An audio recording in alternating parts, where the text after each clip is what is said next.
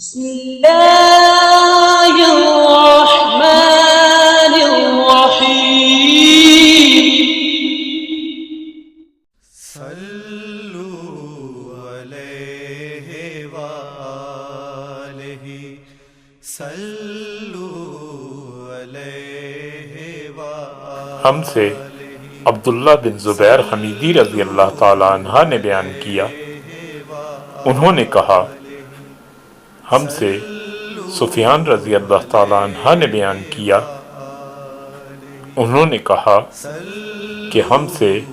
عامش رضی اللہ تعالیٰ عنہ نے بیان کیا، سالم بن ابی جہد رضی اللہ تعالیٰ عنہ کے واسطے سے انہوں نے قریب رضی اللہ تعالیٰ عنہ سے، انہوں نے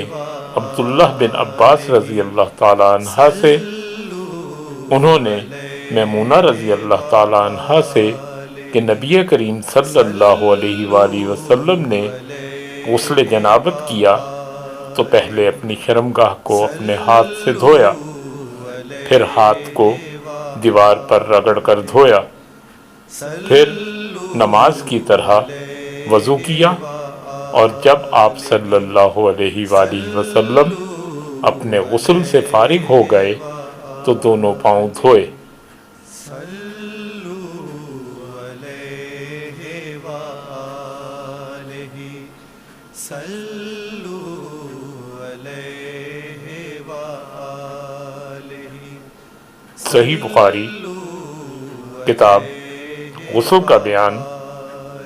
باب اس بارے میں کہ گندگی پاک کرنے کے بعد ہاتھ مٹی سے ملنا تاکہ وہ خوب صاف ہو جائیں۔ حدیث نمبر 260۔